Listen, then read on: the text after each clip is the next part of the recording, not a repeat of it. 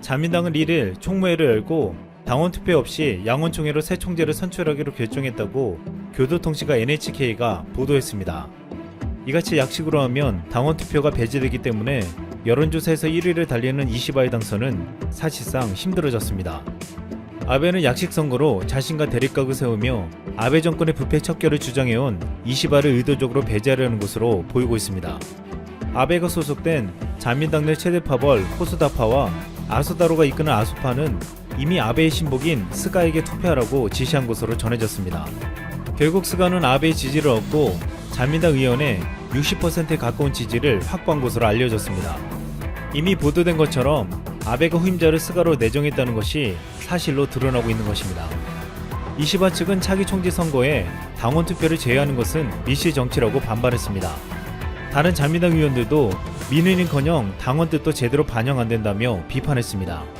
또한 자민당 한 의원은 집행부는 자신들의 권력을 유지할 생각밖에 없다. 이렇게 정치하면 국민에게 버림받는다고 우려했습니다. 그럼에도 스가가 사실상 일본 차기 총리로 결정되면서 아베 정책의 대부분을 계승할 것으로 보이고 있습니다. 사실상 이번에 뽑히는 총리는 임기가 내년 9월까지 1년밖에 되지 않아 극적인 태도의 변화보다는 관리 위주로 끌고 갈 것으로 보고 있습니다. 정대진 아주대 교수는 자민당 내 지지 기반을 감안할 때 차기 총리가 대외 정책을 바꿀 가능성은 매우 낮다면서 미일 동맹에 기초한 미국 편승 외교를 지속하며 관리 내각에 집중, 한일 관계 반전을 기대하기는 어렵다고 보기도 했습니다. 하지만 스가가 아베와는 다른 정책을 쓸 것이란 분석도 존재합니다. 스가는 과거 아베 총리가 과거사 문제, 야스쿠니 신사 참배 등에서 큰소리치며 주변국과 마찰을 일으킬 때 아베에게 주의를 당부하는 등 비교적 온건한 모습을 보인 것으로 알려졌습니다. 호사카 유지 교수는 스가 관방장관이 차기 총리가 되면 아베 정권에서 고집해온 혐한 정책을 그만둘 것이라고 보기도 했습니다. 실제 지난해 일본 정부가 한국에 수출 규제를 할 때 스가는 반대한 것으로 알려졌고, 친한파로 알려진 니카이 도시히로 간사장과 가깝고 이시바 전 간사장과도 친밀한 관계에 있다고 했습니다. 이 때문에 스가는 아베 정권 때처럼 비상식적인 반환 정책을 펴며 대외 강경책을 밀고 나가진 않을 것이란 것이었습니다. 하지만 스가가 과거 했던 충격적인 발언들은 이 같은 기대 섞인 예측이 틀릴 가능성이 매우 높다고 말해주고 있습니다. 지난 2013년 한중 양국이 안중근 의사 표지석을 만들자 스가는 안중근은 범죄자라고 말하며 우리 국민들을 분노케 했습니다. 또한 2014년 하얼빈역에 안중근 기념관이 만들어지자 안중근을 두고 초대 총리인 이토 히로부미를 죽음에 이르게 한 테러리스트라고 말하기도 했습니다. 아베도 안중근은 사형 판결을 받은 인물이라고 말한 바 있지만 스가는 더욱 심한 망언을 한 것입니다. 또한 스가는 지난해 산케신문과 인터뷰에서 대법원의 강제노역 배상 문제에 대해서는 한국 측 책임으로 개선해야 한다고 직접 나서 보복 조치를 예고하기도 했습니다. 즉 스가가 아베보다 상대적으로 온건한 모습을 가지고 있는 것은 사실이나 잘못된 역사인식을 가지고 있으며 과거 문제에서는 아베보다도 더 강경한 입장을 보여온 것입니다. 실제로 최근 아베 사지상이라 불리는 영원한 속죄 동상 건설에 대해서 아베 총리를 겨냥한 동상이라면 국제의례상 용서할 수 없다고 말하고, 또한 일본 중학교 교과서에 독도 기술과 관련해 아이들에게 제도를 이해할 수 있도록 교과서의 독도 영유권에 대해 정확하게 기록하는 게 중요하다고 밝히기도 했습니다. 게다가 지난해 한국 국회의원들이 독도를 방문하자 스가는 독도가 일본 고유의 영토라며 도저히 수용할 수 없다고 밝히기도 했습니다. 이 때문에 스가가 총리에 오르면 한일 간 과거 역사 문제가 해결되기는커녕 더욱 악화될 가능성도 있다고 보고 있습니다. 스가가 총리가 된다는 소식에 우리 국민들이 분노한 것은 그가 안중근 의사에 대해 말한 망언을 잊을 수가 없었기 때문입니다. 안중근 의사는 우리나라는 물론 중국에서도 위대한 독립운동가로 존경받고 있습니다. 안중근 의사는 일본 재판관 앞에서 조선 총독부 통감인 이토 히로부미를 저격한 것을 적장을 죽인 것이라고 표현했습니다. 안중근 의사는 대한일국의 참모 중장으로 적장을 전쟁 중에 죽인 것은 포로를 죽인 국제법이 적용돼야 한다고 주장했습니다. 당시 일본은 재판 과정에서 안중근 장군에게 이토 히로부미 저격이 개인적 원한이라고 진술하면 사형을 면하게 해준다고 설득했습니다. 이것은 당시 일본이 안중근 장군을 단순한 암살범으로 만들기 위한 것이었습니다. 하지만 안중근 장군은 결코 이를 받아들이지 않았으며 오히려 이토 히로부미를 총살할 수밖에 없었던 15가지 죄를 조목조목 밝혔습니다. 15가지 항목에는 이런 제목이 있었습니다. 명성황후를 시해한 죄, 무고한 한국인들을 학살한 죄, 대한제국의 정권을 빼앗은 죄, 국어 역사책 등 교과서를 모조리 불태워버린 죄, 한국인이 일본인들의 보호를 받고 있다고 세계의 거짓말을 퍼뜨린 죄, 안중근 의사는 죽음 앞에서도 떳떳하게 일본의 죄를 열거하며 마지막까지 당당했습니다. 지난 2013년 스가가 안중근 의사에 대해서 망언을 하자 우리뿐만 아니라 중국인들도 분노케 만들었습니다. 안중근이 저격한 이토 히로부미는 지금까지도 각종 여론조사에서 일본 역사상 가장 인기 있는 인물 중에 한 사람으로 추앙받고 있습니다. 그는 일본 초대 총리에 이어 제5대, 7대, 10대 총리까지 총리를 역임했으며 1905년 을사늑약으로 사실상 조선을 식민지화하고 명성황후 시해를 직접 지시했던 일본의 한국 침략의 원흉이었습니다. 당시 한국과 중국은 이토 히로부미가 이끄는 일제에게 무참히 짓밟히며 속수무책으로 당했습니다. 그런데 안중근 의사가 이토 히로부미를 저격하자 중국 대륙에서도 영웅으로 급부상했습니다. 안중근 의거는 20세기 초 중국의 항일 구국운동을 밝힌 한 줄기의 횃불이 되었습니다. 중국의 근대 혁명가이자 당시 저명 인사였던 한염은 안중근 의사를 두고 사만의 현인이요 세계의 영웅으로 찬사했고, 저명인사 고관호도 안중근의 기적은 좋게 온 세상을 놀라게 하고 귀신이라도 감동하게 할 수 있는 것으로 안중근은 세계의 영웅 호걸이다. 그의 업적은 천고에 빛날 것이라고 했습니다. 중국 현대 문학사의 거정으로 불리는 바진도 자서전에서 안중근의 이토 사살은 나에게 깊은 인상을 심어주었다. 안중근은 내가 청소년 시기에 처음으로 숭배했던 영웅이었다고 회고할 정도였습니다.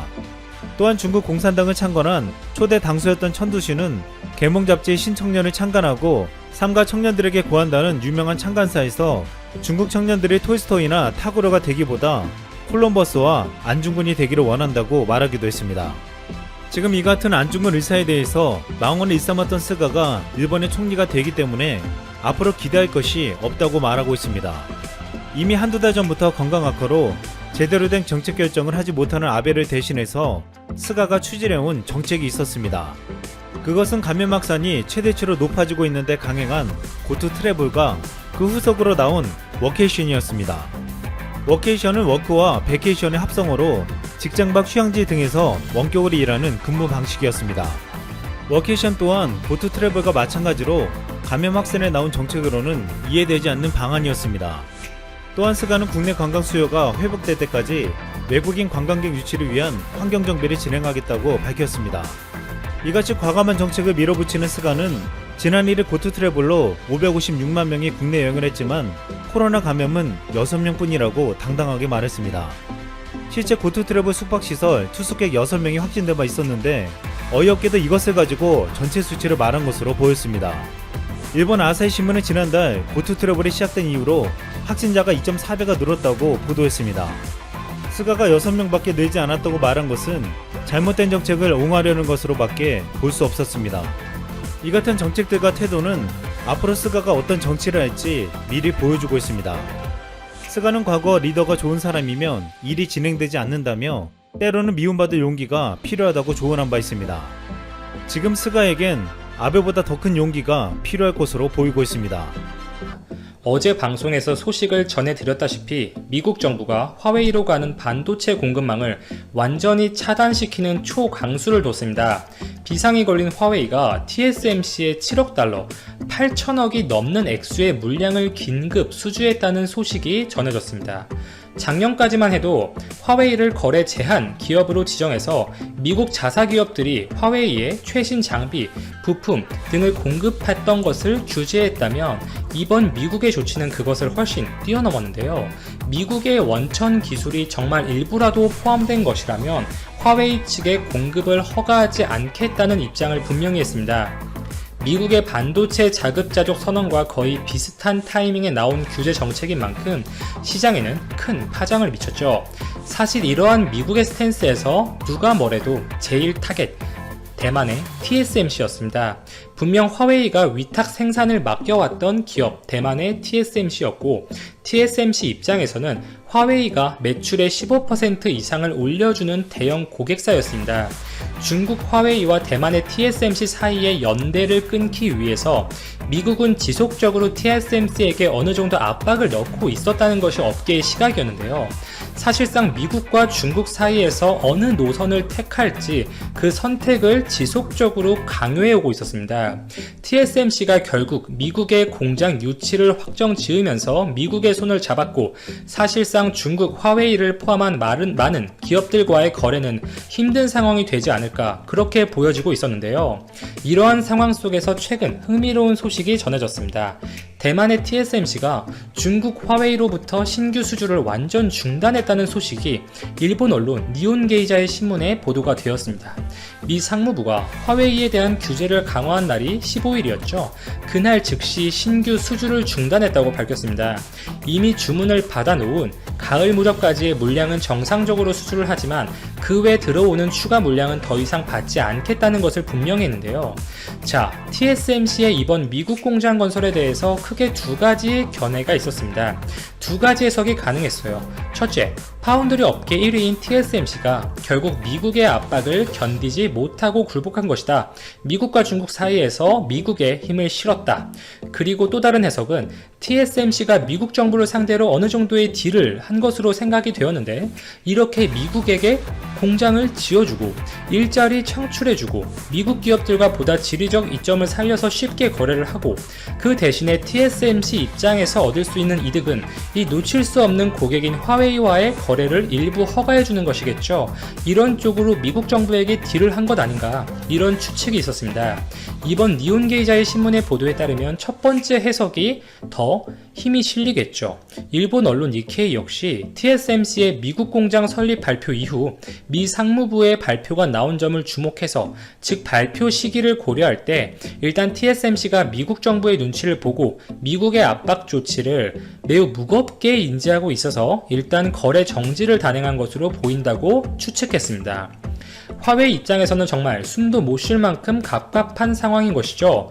TSMC의 대체제로 고려할 수 있는 기업들, 일단 중국의 SMIC가 있죠. 대만 미디어텍, 한국 삼성전자 등이 거론이 되고 있지만 SMIC는 여전히 14나노 공정에 머물고 있어서 화웨이의 플래그십 모델에 들어갈 만한 칩 공정이 사실상 불가능한 수준으로 볼 수가 있습니다. 미국의 이번 규제는 미국 자국 기업뿐만 아니라 미국의 원천 기술을 거론한 점에서 해외 기업들도 포함이 되는 만큼 해외 기업들에게 이 미국의 눈을 피해서 공정을 맡길 수 있을까에도 분명 물음표가 붙습니다. 결국 화웨이가 5나노, 7나노 공정이 들어가는 반도체 대략 7억 달러, 8천억 정도의 물량을 TSMC에 긴급 발주했다는 소식이 업계에서 퍼지고 있는데요.